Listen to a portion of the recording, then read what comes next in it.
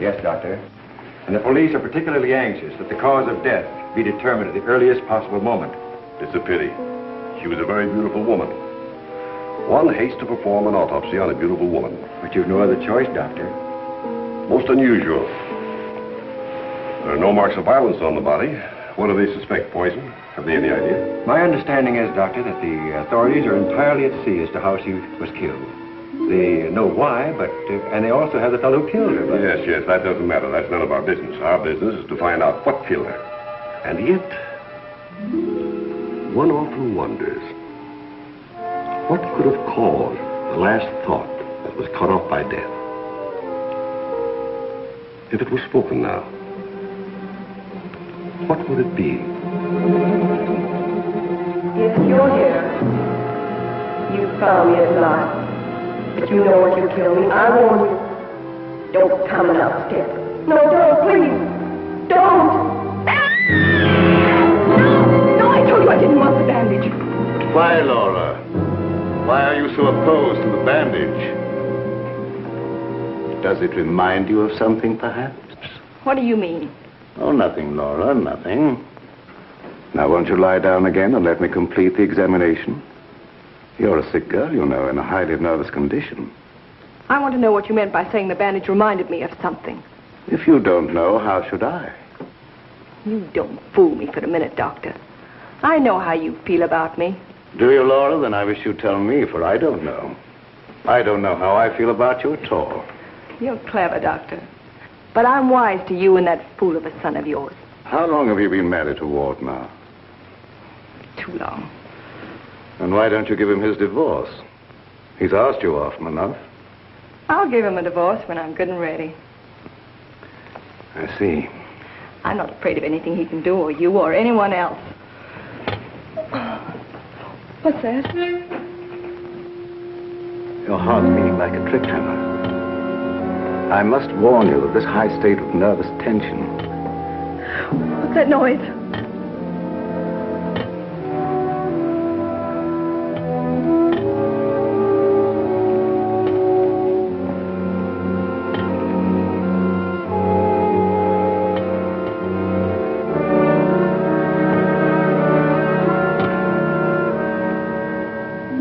It's only a branch tapping against the window.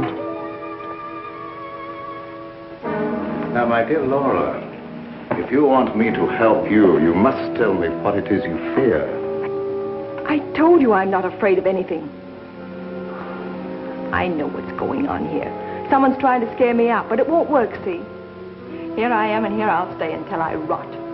I'm afraid there's more truth in that than you suspect. Laura, I must ask you not to cause Father any more trouble. I don't want you threatening him, you hear? You too. You're so cute. I'm sure you want to be alone. You're not going to make him pay for my mistake. What are you going to do about it? I'd like to... You'd like to choke me, wouldn't you, Ward? You haven't got the nerve. Here. This is the only thing you ever gave me. You can have it back. right. I gave her this when we were married. It's the only gift that ever passed between us. Ward, what do you propose to do about Laura? What can I do? She won't leave me. She won't give me a divorce. Well, things can't go on this way, you know. Dad, what is the matter with her? What do you think is wrong? I don't know. She wasn't this way until she began getting those letters from abroad, you remember? Yes, it had something to do with those letters. But you would have thought that when they stopped coming, that... What is it, Elizabeth? There's a patient, Doctor, a Mrs. Williams. Williams? That's the name she gave, and she's decked out like she's going to a horse show. I can't see anyone today. Ask her to make another appointment. Dad, please don't let what has happened interfere with your practice. Very well. Send her in a few minutes. Sure, Doctor. Oh, yeah, that Bill Raymond's waiting. Do you want to see him? Who's he? That private cop who's always hanging around just hoping somebody gets murdered. Oh, yes. He's probably come for his check. Take care of it, will you, Ward? Yes.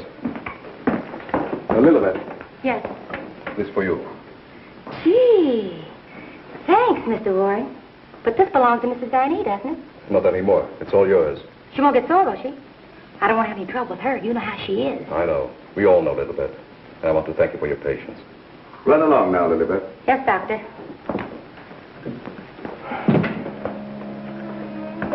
You made a fatal mistake, my boy, in marrying Laura. Yes, I know. But you don't suppose I'm going to stand for it forever, do you? No, I don't. And I don't think it will be necessary. Do you have a plan? I think it'll be better if you leave everything to me. From the day a mysterious caller came to see Dr. Van E. Oh, yes, I remember now, Mrs. Williams. I spoke to you this morning on the telephone. I'm sorry, but I can't tell you any more now than I told you then. Oh, naturally, Doctor. I did not mean to imply that there were any abnormal goings-on here. I assure you there is not, Mrs. Williams, nor will there be. Nevertheless, Doctor, the way you were described to me and the way your place was described to me, I am certain that I am in the right place. May I ask from whom you obtained these descriptions? From a friend, Doctor. A mutual friend. Lilibet, the woman I love. Can't we be friends? Stop tracking your big flat feet after me wherever I go. I've got things to do. Oh, gee, it's wonderful just to see you around, busying yourself, the little housewife. I never knew the cop who didn't love to stand around and watch other people work. Mrs. Williams, it's obvious from your conversation that you've come into possession of certain facts concerning my past. I know of only one person who could have given you that information. And it was my belief, yes, even my hope, that person was dead. But let me say that even if that person were alive, I should not submit to blackmail from you or from anyone else. You show great courage, Doctor, for one in your unusual position. There has been no question of blackmail. I came here seeking your cooperation, which you have refused to give. So, let us call the matter closed. Thank you. Au revoir, Doctor.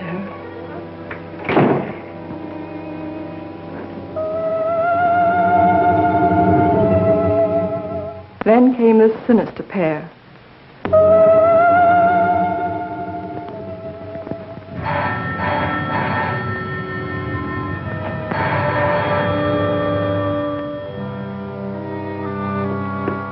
My little guardian of the doorbell. If you had waited another second, Inigo and I should have kicked the door in. Yes, sir. Sir?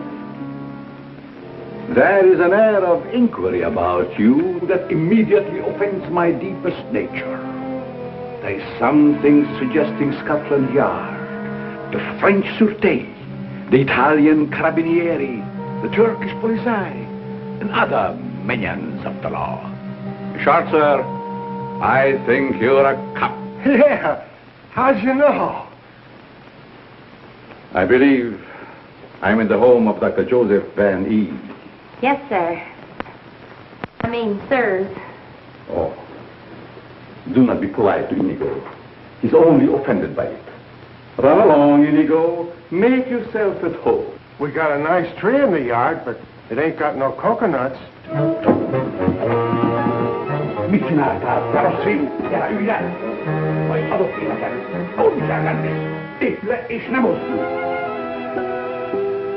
My little friend Inigo is deaf and dumb.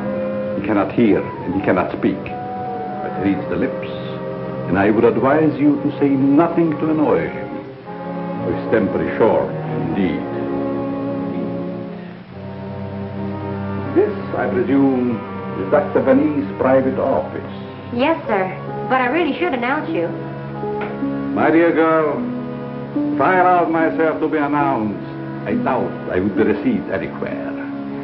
I'm sorry, really I am, but the doctor won't see anybody without an appointment. Appointment? I have had an appointment with him these 20 years.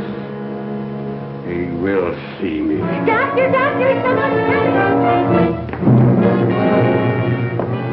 My dear doctor, truthfully can it be said that your house is your castle, protected by your countless slaves? So it is you, Leonard. I was warned you might appear like one of your own illusions out of nowhere. My dear Joseph, you have not changed a bit. Have you met my friend, Mr. Raymond? Raymond? Oh, Raymond. No doubt a relative of the great magician of the same name. Mr. Raymond is our private patrol officer. He keeps an eye on the premises for us. And other comings and goings. A very good idea, my dear Joseph. To have a private bodyguard at your beck and call. Well, you fellas are old friends, I can see that. Oh, yes. Old friends. Well, then maybe you'd like to be alone to talk over old times. A very good suggestion. Thank you, Mr. Raymond. I won't be far away, Doc. Well, so long, Mr. Leonard. Don't pull any more little men out of your hat. Well, Leonard, what brings you to me after all this time? The long arm of coincidence, my dear Joseph. Simply the long arm of coincidence. Aren't you glad to see me again? No, I can't say that I am. You with your foreign background and I, what have we two in common? Always truthful, Cousin Joseph. As when we were young men. You might have said no and saved your career. But you prefer to tell the truth and ruin yourself. What do you want here, Leonard? A few days' hospitality, my dear Joseph. Nothing more. Is that too much for one cousin to ask of another? Remember, we agreed not to think of each other as cousins again, Leonard. Bygones, my dear Joseph. And I'm willing to forget. And I suggest that you do the same. You've grown older, Leonard, but there may be something in what you say. I don't want to hold a grudge. But don't do anything that will make me regret my action. You have my promise. Now, if you will show me to my room. Oh, I should say, I have a traveling companion from whom I am inseparable. Who? Inigo, a dwarf, one of the little men. He became very much attached to me when he lost his master. You do not object? What good would that do? How true. Very well. You may have the room next to my daughter-in-law. I know you'll like that. Oh, yes. The lady, who I am told has an utmost horror of having her eyes blindfolded. A phobia of most interesting origin, I dare say. Something to think about. That night, my husband questioned Leonard about my past.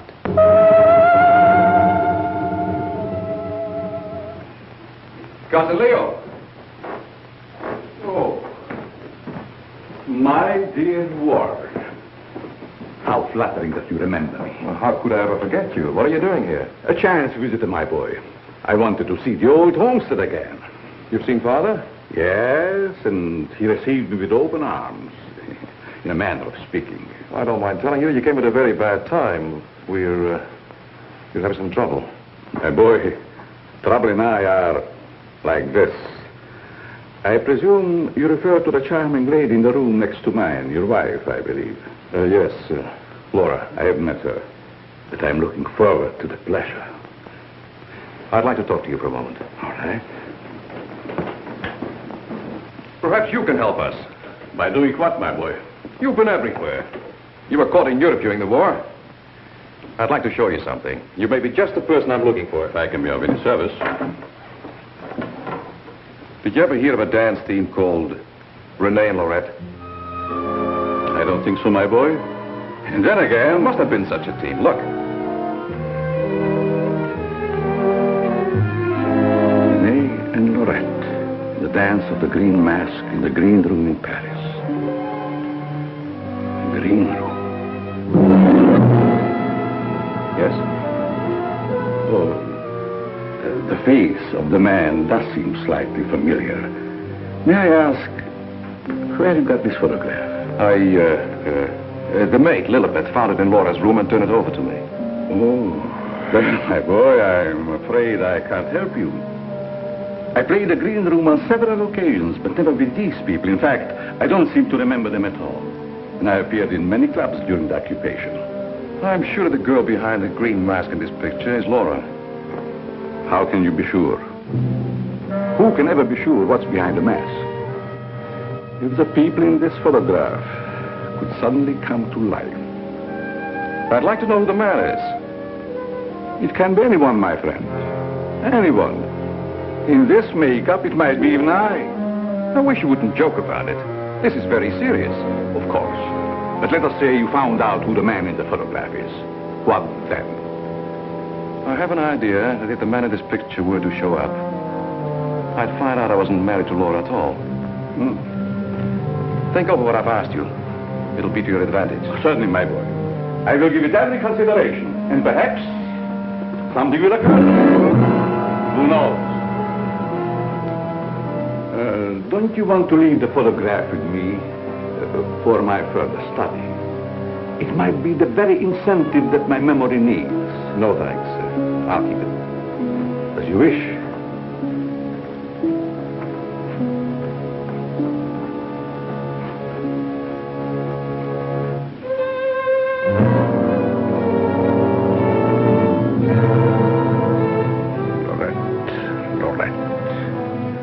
I'll make a bet the man in green will get you yet.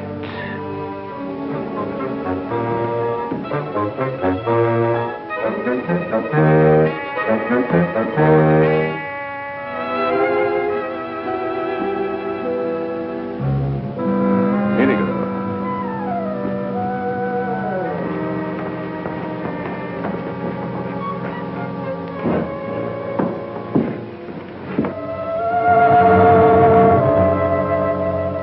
A gruesome surprise was in store for me the following morning.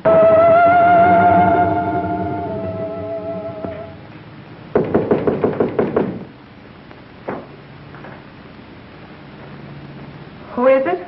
It's me, ma'am. What do you want? The afternoon mail. You wanted to know when it arrived. Was there anything for me? Yes, ma'am. Put it under the door. I can't. It's a package.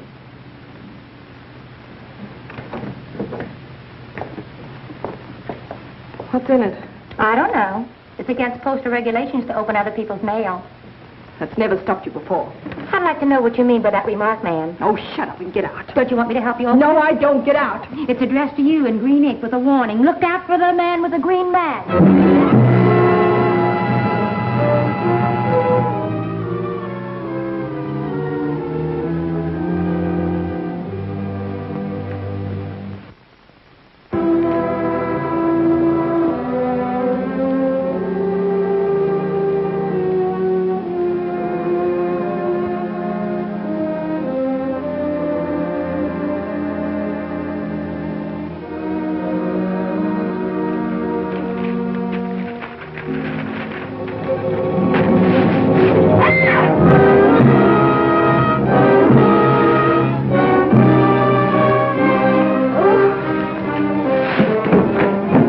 you, ma'am. Who done it? Which way did he go? Get out!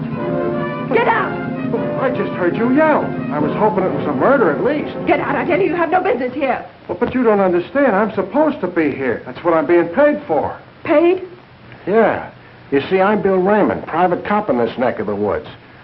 I was hoping we'd have a little murder or something happen around here so as I could solve it and get my old job back at Sentinel Homicide. Nothing personal, of course. Who told you to say these things to me? Well, nobody. Nobody said nothing to me. I was just waiting around outside to see Dr. Van Nee, and I heard you yell. So you're a friend of that crazy doctor and his son. Crazy? I wouldn't exactly say that, ma'am. The doc's a pretty good egg. You wouldn't want anyone to say you was crazy, even if you... You can go back and tell him I'm not afraid of being murdered by you or them or anyone else. No, I don't guess you are, ma'am. Still and all, if you was to get murdered and I was to find out who done it, it'd be kind of a break for me. That don't be the kosher. I wouldn't say that to you, lady, even if I knew what it meant. Now will you get out? All right. I can take a hint. Nice little bedroom companion you've got there. Get out. I'll go, but don't think I'll come running next time you yell. I'll know it's a fake.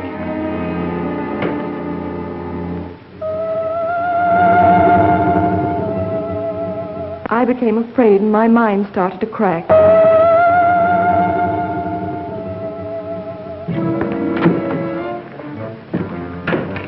Lilybeth, my melancholy baby, where are you?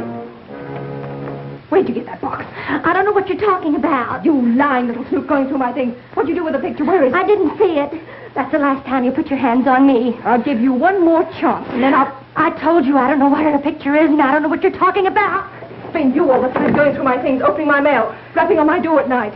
Now you're blaming me. I've never touched anything of yours. You've got my robe on now. Where'd you get that? I was just trying it on. Mr. Ward gave it to me. He said you didn't want it anymore. I'll tell you when there's something I don't want.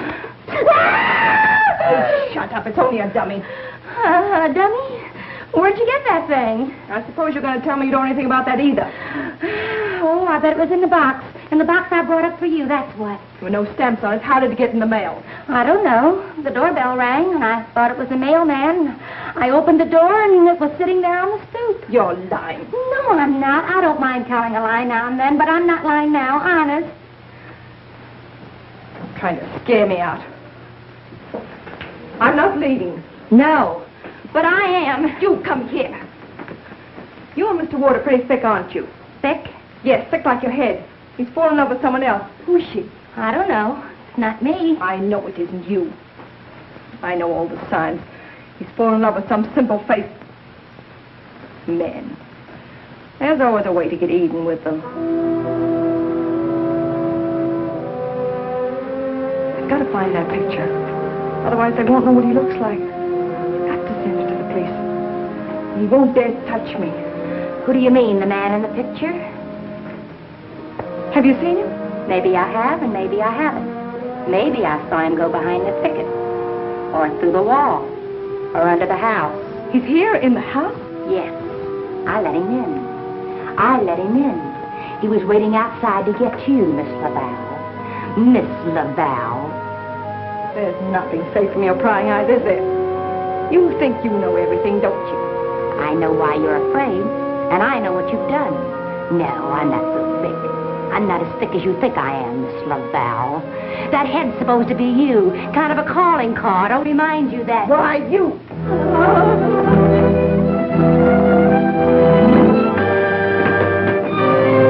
Excuse me, lady.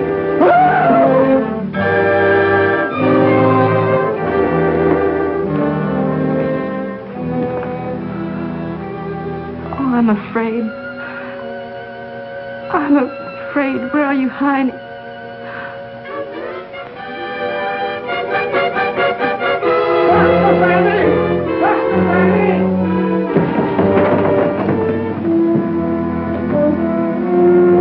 Dr. Van Nee! Dr. Van Nee! Doc! Fun is fun. But after all, there ain't nothing in my contract that says I gotta... Well, now I ask, is that anything to be playing football with?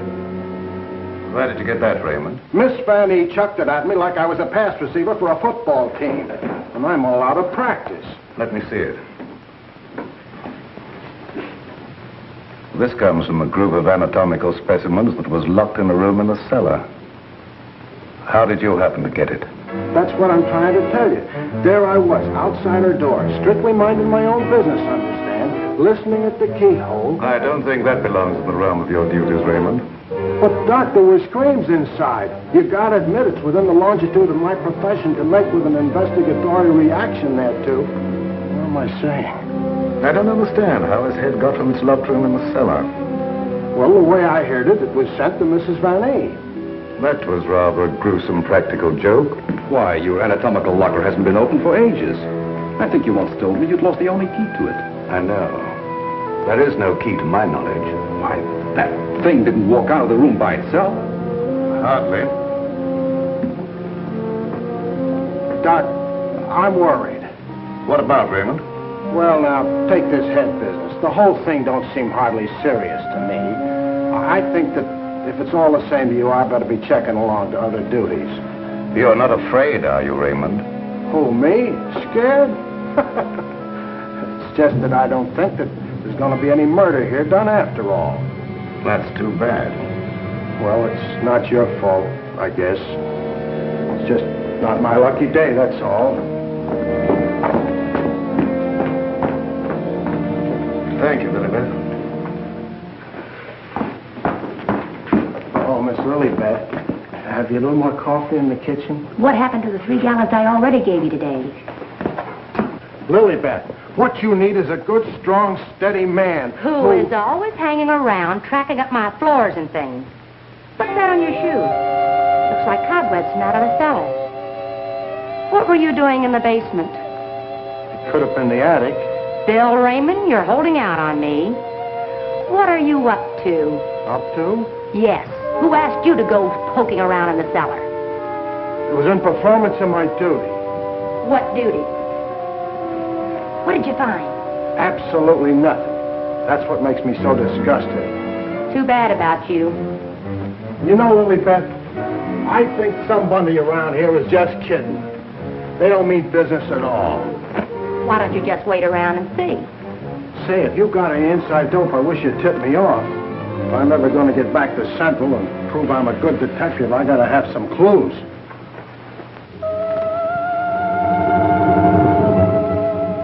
Yes, I was scared. Scared of my life. I expected big things of that ghoulish-looking guy, but he ain't delivered neither. I should say, in a way, you were entitled to expect big things from him. Leo was once confined in this house when it was an institution for the insane. Nerves, you know. Do tell. Well, then, he must know his way around the place, huh? I understand while he was here, he engineered an immense number of secret passages through which the guards could keep an eye on the inmates at night. Finally, he took one of these passages into the outside world, and we heard later he'd been seen in Europe. Ah, Europe. That's where history's being made today. Gee, I'd love to travel and... Well, perhaps you'll have an opportunity someday. Not if something don't happen around here pretty soon to make me famous. That Lilibet. I've been trying to get a cup of coffee off of her all day. She don't care what happens to my metabolism. Metabolism. That's a good word. I wonder what it means.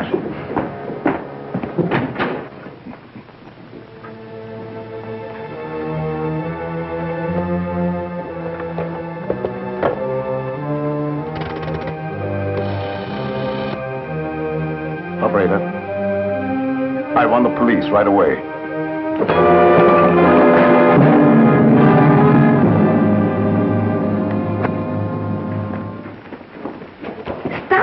Me. But, hon, don't you want me around to protect you? That Indigo guy might... Yes, but who's going to protect me from you? Lilibet. My wild Irish rose. I just live for the day when I can take you out of all this. When I can slave and get you the luxuries in life. Gee, I'd gladly work my fingers to the bone to buy you expensive motor cars and furs and jewels and and things and serve you breakfast in bed. What's the matter with me? Am I crazy? Yes, and I'd hate to hang by my neck until you got me all those things. Yeah, you might get a little blue in the face. Still and all I got to do is to find myself one slightly murdered body, and I'm in. Stop looking at me. Oh, Lilybeth, sometimes I think I'm not getting anywheres with you. What do you think? I think you've got a good idea there. All right, all right. You'll be sorry someday when you see my picture in the paper. Wait and see. Hey, Lilybeth, why don't you answer the doorbell? Maybe that Indigo guy wants in.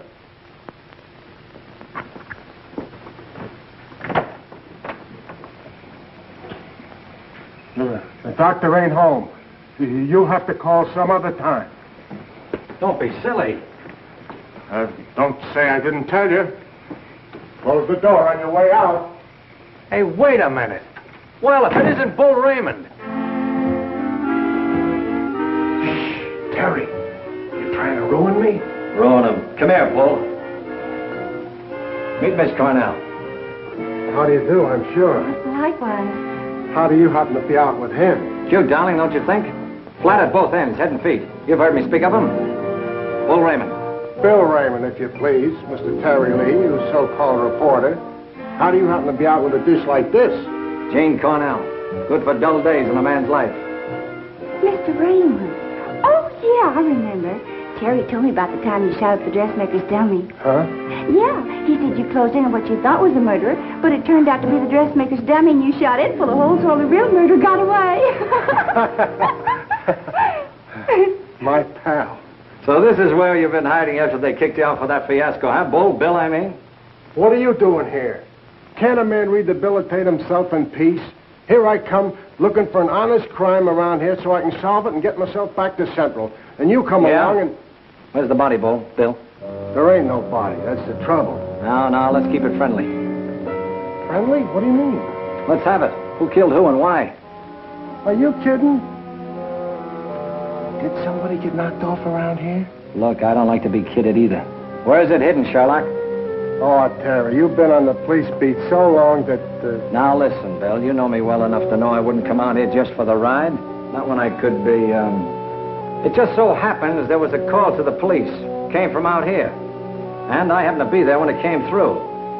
Miss Cornell happens to be the operator. So she tipped me off. Told me the line had gone dead. So I smelled the story, and here I am for an exclusive. You see what I mean? What's in that? Well, that's the doctor's consulting room, but there ain't nobody in there. I've been standing here for quite a spell. Open it up. Let's take a look. That's funny. The lights in here ain't almost never out. In you go. Never do that. I could get killed that way. Is that bad? Oh, so nothing's happened around here, huh? It's busted.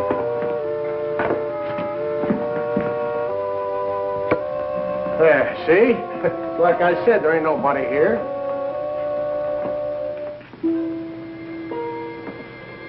Hey, cut it out, will you? You're making me dizzy. Well, sure, somebody stumbled over it and pulled it out of the wall. Could happen anywhere.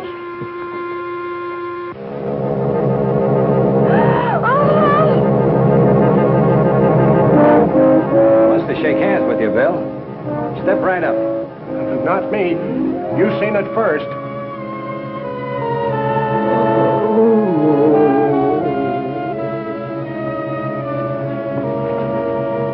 Doc! Raymond, did you try and kill me? Why, Doc, why should I do that? You ain't paid me for last month yet. How long you been here? Now, let me see. I was going to make a telephone call when... Somebody conked you, huh, Doctor? Then rip the telephone wire out? Yes, I imagine that is about what happened. Who are these people? Well, they're all right, Doc. This is Terry Lee and Miss Cornell from the Times. We don't want any reporters here. Nothing's happened. Look, Doctor, nobody ever wants reporters, but then something happens and there they are. But nothing has happened. I fell and hurt my head. Oh, I see. Then you got up again, put yourself on the table, and got all nice and pretty in that shroud there. You won't get any story here. And now, if you'll excuse me, I have some work to do. Doctor, do you mind if we stick around for a while? Seeing that nothing's happened, well, why not? Very well, you may stay for a while, but I warn you, if you make yourselves objectionable in any way, I'll have Raymond throw you out. Well, come on. You heard what the doctor said. He's busy. Get out of the office.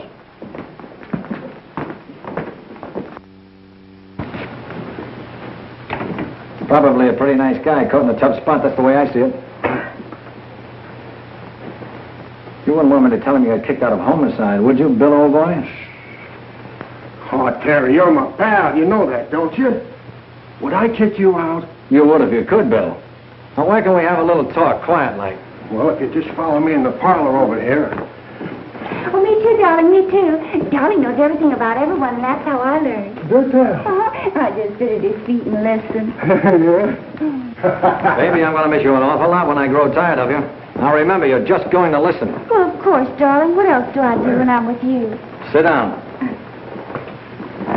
Now, as I remember it, there was a singer at the Click Club who called herself Laura Laval. Didn't she marry young Ward Vanny a couple of years ago?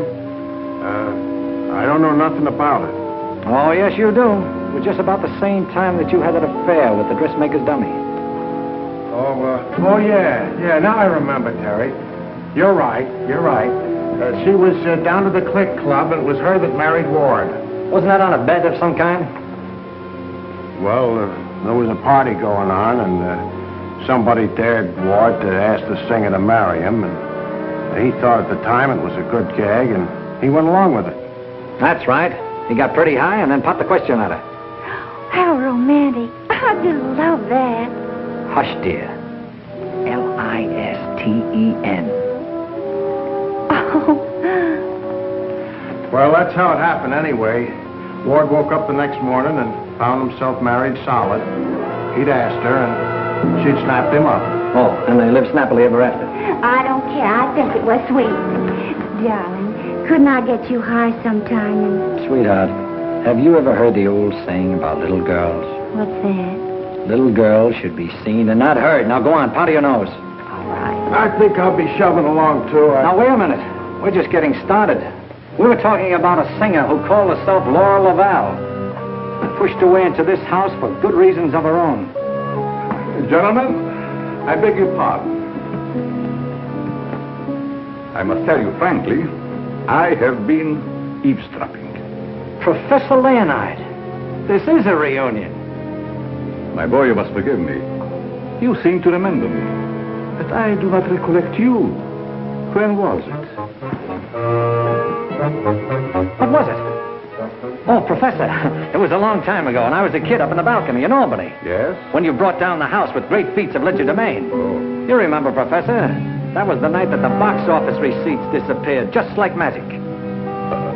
Part of the act, my boy. Just a part of the act. It's a pleasure to meet one of my youthful admirers. Terry Lee of the Central City Times. Oh, the press? Well, it's nice to have known you. Wait a minute, Professor. What's your hurry? Are you afraid I might bring up the subject of those certain unfortunate recent connections of yours? Shut in the dark, my boy, I'm sure. And I will ignore it. Of course. And this young lady, no doubt a companion of yours. Jane Cornell, my fiancée. Delighted. Likewise, I'm sure. Delightful. And I would suggest to take very good care of her. Miss Lee? Oh, I haven't had a chance to talk to him yet, Mrs. Vanny. Never mind, I'll tell him myself. Darling, I met her upstairs, and I told her all about you, and that you know everything about everyone. Thank you very much, dear. Welcome to your living room, Mrs. Vanny. Thank you, but it isn't my living room. I understand you're not unaware of my position in this house. Well, maybe you can tell us about it. I'm being kept a prisoner here against my will. I'm alone and friendless. I'm sorry. Why haven't you called the police? They've done nothing but to call for the police. They have kept me penniless so that I can't leave. I understand. They're trying to destroy my mind, Mr. Lee. By innuendo and indirection, they're trying to make me believe I've done something dreadful in the past. That I'm to be the victim of some horrible vengeance. You know best about that. I'm innocent, Mr. Lee. I've done nothing. Now, this doctor's brought some stranger here with these tricks and illusions to further make me believe... You mean the professor and his little, Yes. You must help me, Mr. Lee. Laura, it's so good to see you downstairs again after all these days being locked in your room. You know perfectly well why I've remained locked in my room. Ward, this is Mr. Lee of the Times, the gentleman I told you about upstairs. Oh, yes. Look here, Mr. Lee. We don't want any more of that front-page splash stuff, such as I got when I married Laura. Your wife's been telling us that she's being kept here under constant threat. She's out of her mind. See what I mean, Mr. Lee? They don't overlook a single chance to put it in my head that I'm crazy. Perhaps I can explain, Mr. Lee. We don't believe there's anything wrong with Laura now. But we are sure something will happen to her mind if she continues to live under this strain. Just as I told you, they're behind it. Can't I make that clear to you? They spend all their time trying to terrify me. They write me letters in green ink. They send me dummy heads wrapped in green paper. Anything to frighten me so I can't sleep. I can't think.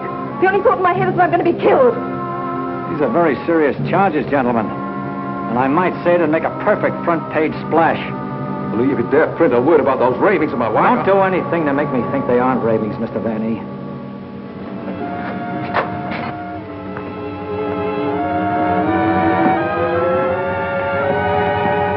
He said to put the blindfold on, and you will know the truth. No! What's wrong with her, Doc? Quiet, Raymond. You don't mean that she's... Dead, Raymond.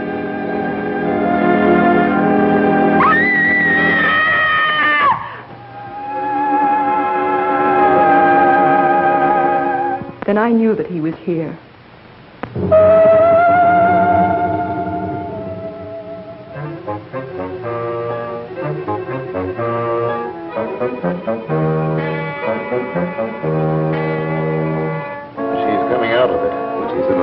State of shock. May be necessary to administer a sedative. That's intended to shut her up. I'd like to hear her do some more talking, Doctor. If her mind is allowed to dwell upon what's happened, that may be the breaking point. Well, you've got all the answers.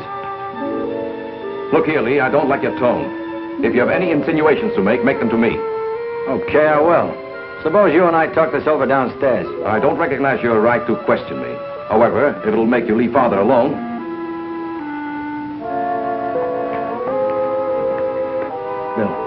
Fix yourself a chair right outside the door and don't leave until I get back. Sure. But what about Lily Pad? Don't she rate nothing around here? Now, Lee, first I'd like to see your credentials. You bust in here saying you're a reporter.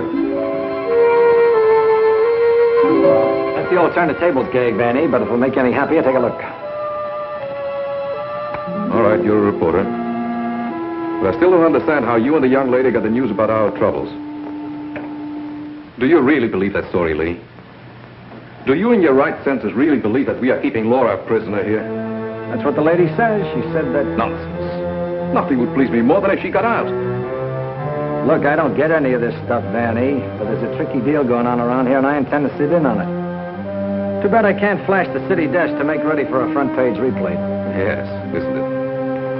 Either your wife is the victim of a well-plotted program of persecution calculated to drive her insane, or she's the witch you say she is. You're the fellow with the nose for news. What does it tell you? It tells me that right now I'd like to know where your disappearing relative is.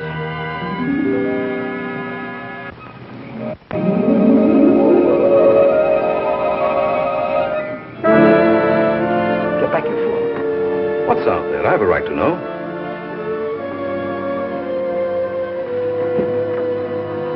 Don't see anything. What was it? It isn't possible. It isn't possible, of course. What do you see out there, Lee? I've had enough of this. Come on. Are you nervous, Miss Cornell? Oh, no. I think it's very exciting. Well, Professor, I thought I just saw you outside, banging at the moon. You disturbed her sleep. Poor child. Where have you been?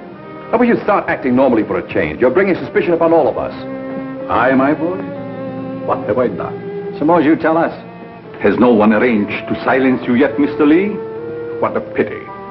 I don't silence very easy, Professor. And it'd take a lot more than what you've done to her.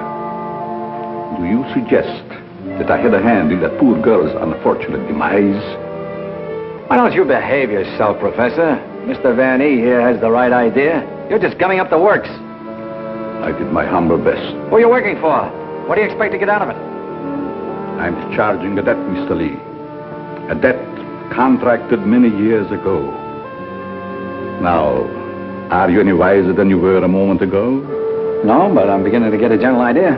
By the way, how's that little girl of yours? I hope fervently that nothing happened to her. She would look so beautiful lying here. Look, Professor, I may not have been very smart in bringing Miss Cornell here, but if I thought you had any plan to do that... Why do you persist in making me the villain, Mr. Lee?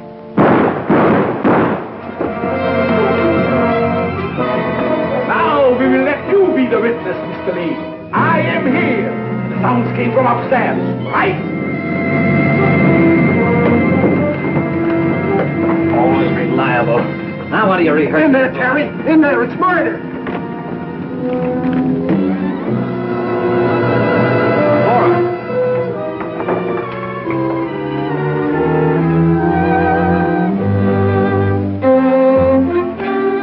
Jenny, wake up. Wake up.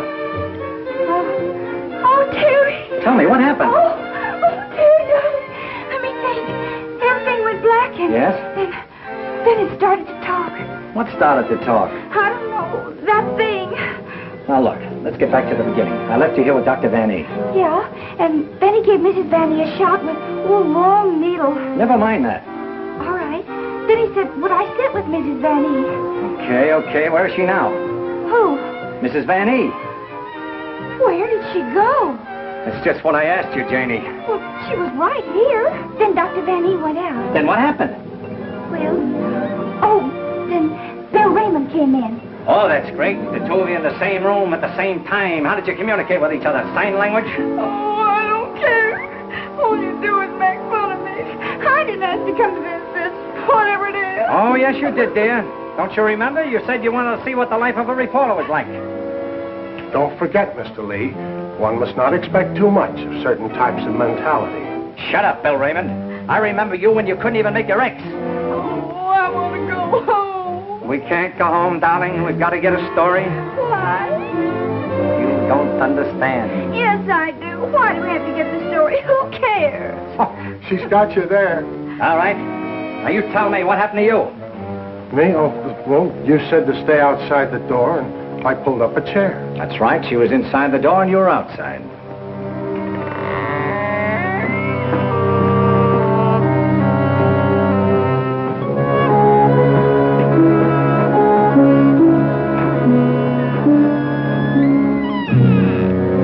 Then come that odor of heavenly perfume. That was an lily pad.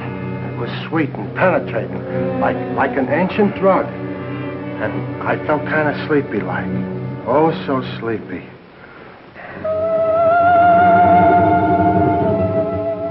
At last, he had me under his power.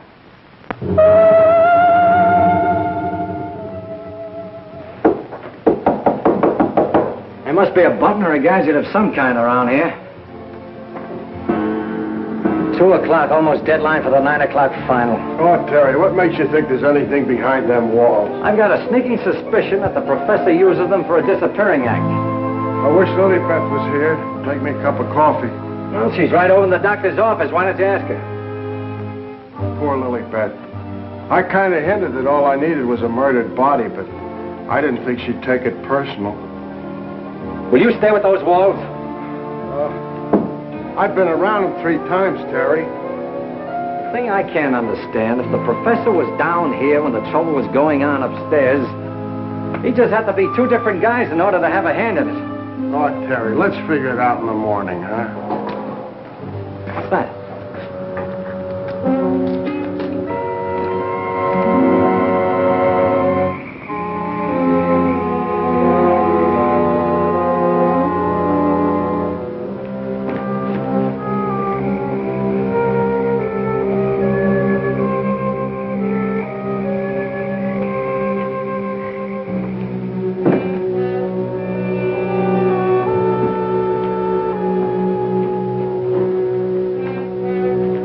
Wake up.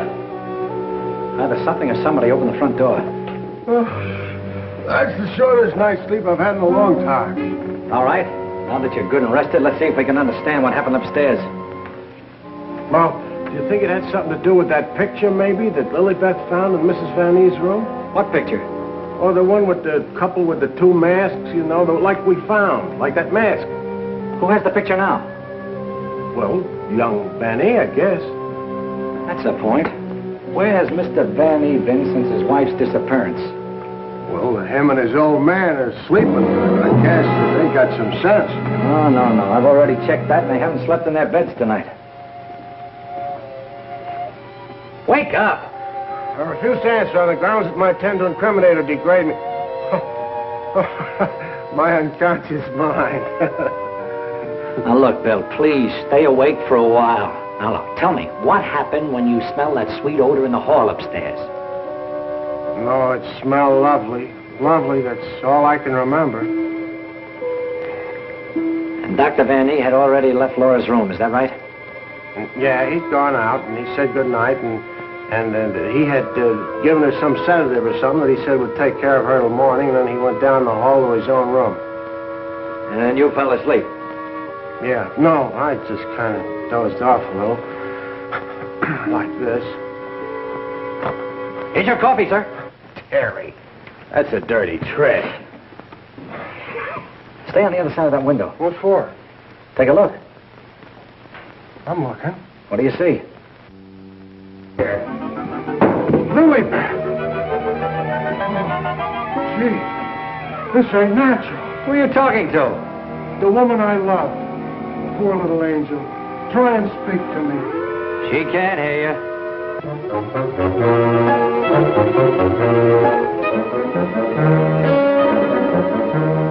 What was you doing outside?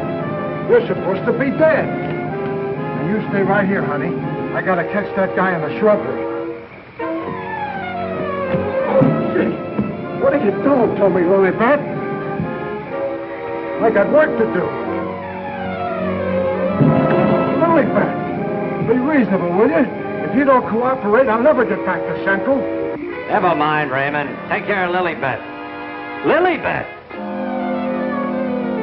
Yeah, that's who it was. I opened the door and she fell right in my arms. Like she had something special to tell me. You notice that fragrance about her? And to think this wilted flower was once even as you and I. Take her back into Dr. Van E's office. What's she doing wandering around? She's supposed to be a corpse. What happened to that guy outside? Never mind. You found her. I never knew she was lost. I missed her. I missed her from my office. Will you please take her back? What are you going to do? Yes, Doctor, and what have you been doing? We've turned this house upside down trying to find you. Hardly that, young man. If you'd done that, you would have found me. Now, Raymond, we can't allow this girl to remain in this condition any longer. Well, what can you do? She looks like a perfect stiff to me. Bring him into my office. Oh, Doctor, this may not be any news to you, but your daughter-in-law has disappeared. Oh, how dreadful. But let us say somewhat overdue, eh, Mr. Lee? You don't seem very surprised to hear about it.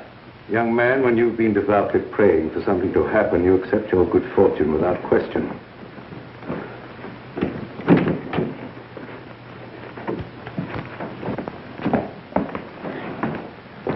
We thought that probably you might be able to throw some light on the subject. That's right, Raymond. Leave her there. There's absolutely nothing wrong with her. Huh? And you mean I've been pining away for nothing? She was put in a deep hypnotic sleep, that's all. But why? Why, Doc? Who done it? It was done so that she would obey certain orders that were transmitted to her. If that's true, then why did you declare her dead? I had my own good reasons.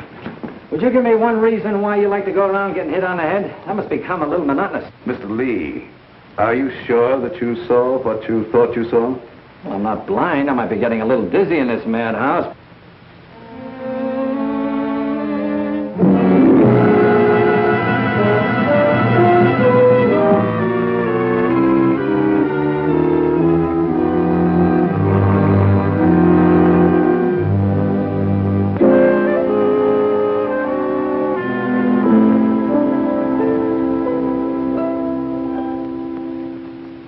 You know, Doctor, morning isn't very far off. And when the police get here, you've got an awful lot of explaining to do. You're in this up to your neck. By morning, let us hope no explanations will be necessary. Everything will have explained itself. Poor little sleeping beauty. Do you suppose someone thought she looked weak-minded and picked her out to carry out his commands? That's not always the case, Raymond. If Leonide were here, we could settle this case very quickly. Gentlemen, it is my peculiar misfortune to always be in a position where I may eavesdrop.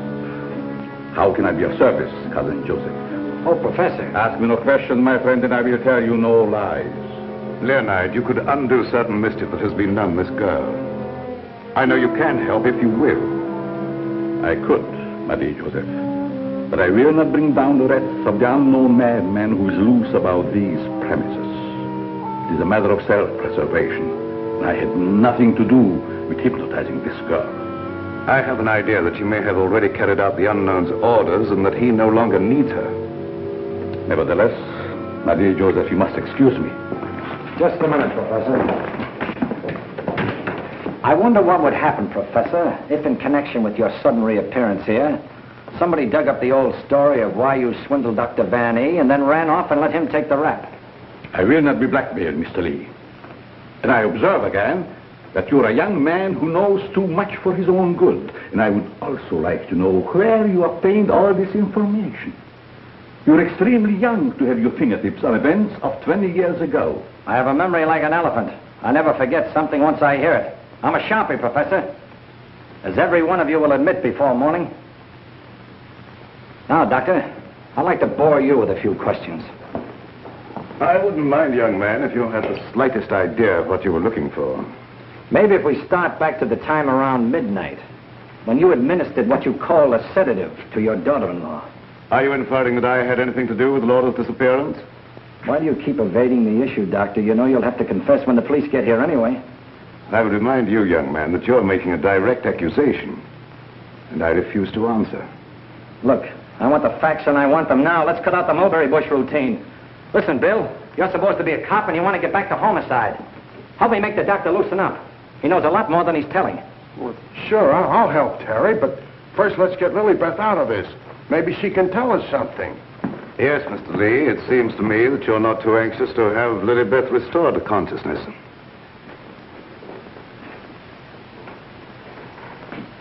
What do you hear, Doc? Her heart's in a very depressed condition. Someone's been giving her orders by mental telepathy. Hey, could I learn to do that? Supposing Lilybeth was in the kitchen, could I telegraph her a wish for a cup of coffee, huh? Perhaps, Raymond, someday when we have a little time, I'll indicate the principles of hypnosis to her. Thanks. My dear Joseph, the principle of hypnosis isn't as simple as you would make them believe. It requires a long and patient study. But I will risk the wrath of the unknown. For I see you truly love this child. And for your sake, I shall use my knowledge. Oh, gee, thanks, Professor. You're solid.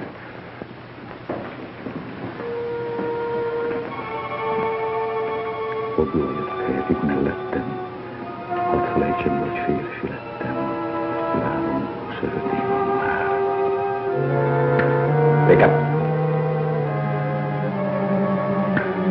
Wake up. Lilybeth, darling. Keep your big hands to yourself. What are you slapping me for? Professor, put her back to sleep. It's better that way. What have you been doing to me? Me? What have I been doing? Yes, what have you been doing? You gotta learn me that hypnotism trick. It's my only chance. Tell me, Lilybeth, what happened? Well, I can't seem to remember it. It all seems like a dream. Did you see anyone? No. But I do remember a perfume, a sweet odor. Yes, go on. Terry, darling. Oh, Terry, darling. Yes, Jane. What is it? Is it Halloween? No, it isn't. Then why was that green face bobbing up at the window? What? Yeah, a green face just like the one I saw in Miss Van E's room. You saw a green face in Mrs. Van E's room? Yes, darling, that's what she was shooting at. I mentioned it to you, but you're so scatterbrained. Yes, dear, I'm scatterbrained. Does your mind feel rested now and everything after your nap? Mm-hmm. That's a good girl. Now, come on, tell me, what happened? Oh, don't yell at me. I can tell you just how it happened. We were alone in the room, and Laura was going to sleep. And then she said, "Oh, take away the bandage." And I said, "What bandage?" And then she said, "Oh, don't shoot me. I didn't mean to do it." And then, the room got awfully black. I think somebody must have turned off the lights. Just like that. Go ahead, you're doing fine. Well... Yeah, the lights had already gone out. Uh-huh. And the room got awfully dark. You've already said that. Think hard now. You saw a green mask. It came out of the wardrobe. Like a moth? Yes, darling, just like a moth. Oh, how clever of you. It was just like a great big moth, and it flew around and Please don't make yourself any dizzier than you are. Now tell me the rest of it. Well, I just don't see how you could remember that it was like a great big moth. Did you see it? Was you there hiding in the wardrobe, maybe? No, I wasn't in the wardrobe. Now, look, Jane, please, be yourself. No, I mean, don't be yourself. Just relax. Relax. Mr. Lee, just a moment. Where were you? Were you upstairs? No, I was down here talking with your son. And by the way, where is he? Here I am, Mr. Lee. What can I do for you? Will you stop it? Yes, I was listening outside the door. You haven't answered my father's question yet. Oh, come on, take it easy, take it easy. Maybe you can tell us where you've been, Mr. Vanny. Of course, you don't know anything about your wife's whereabouts. Oh, go on, tell him where she is. I want to go home. I'm hungry. Quiet, everybody, quiet! Laura! Don't. No, don't. Don't.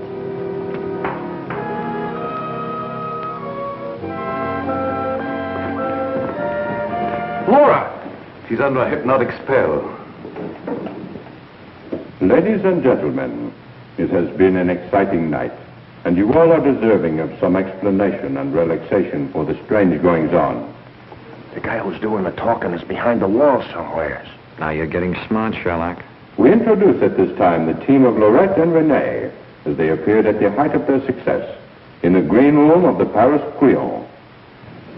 Sure, the mask, the picture. Mademoiselle Lorette. Now I know who he is.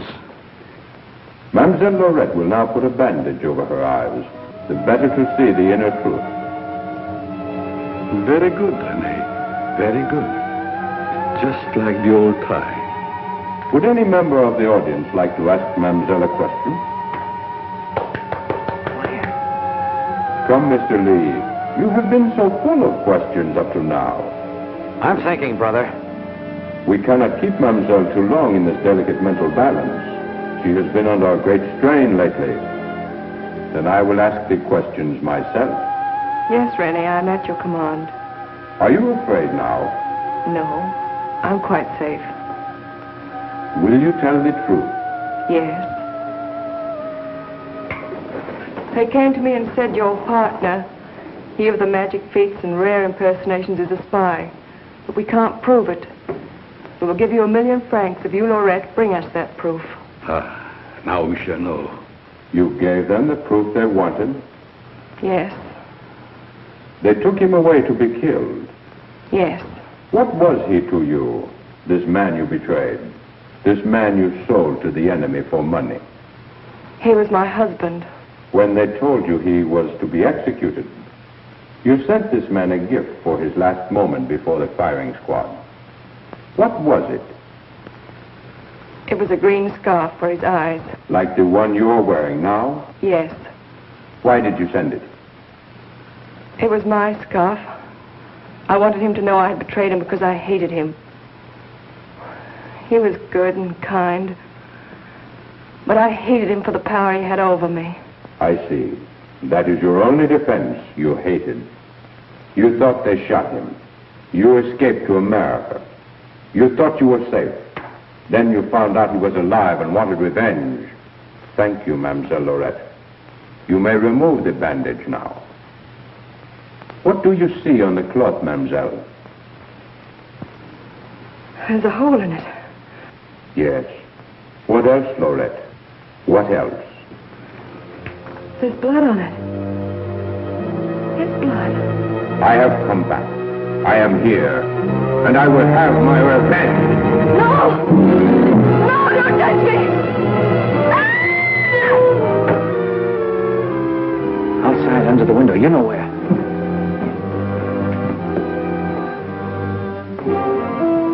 Yes, he had his revenge. She's been living in mortal terror that he'd find her. Just a minute, lady. You ain't going nowheres. Well, if it ain't Mrs. Williams, come along with me. Come on. You want me to slug you? Get inside. Hey, Terry, come here. Get a load of this. There's your man. At last I caught me a murderer. You're wrong. I never laid a hand on her. Nay, my boy, you kept your promise to me. You said you wouldn't touch her. But she's dead, ain't she? And you ain't going nowhere till we find out what killed her. And you, Professor, you know too much for your own good. I'm holding you, too. Now you're getting smart, Bill. Well, Professor, I see you two know each other. Yes. Rene was my assistant. I taught him everything he knows. He went out for himself and became a success. Later, we met in a concentration camp. And here we are. A small world, Mr. Lee. A small world, indeed. Terry, isn't this the place where you get the marriage licenses? No, dear, this is the morgue. The morgue. Oh, darling, you say the cutest thing. The morgue. Oh! Never mind, dear. You just stay right here and nobody will get you. Oh, but... Well, Doctor, got anything to add to my story of the year? Who's this Rene? Rene was her husband. She turned him over for a sum. Figured the Nazis would take care of him, but he had ideas of his own. Look, Doc, was it murder? Do I finally get a break? Was she murdered? We're sending the report to the police. What was it say? Oh, come on, Doctor. Don't hold out on us. I didn't understand it at first, but I do now. There were no marks of violence on the body, and we found no internal disturbances. What does this all add up to, Doctor? Yes, let's have it. She was literally scared to death.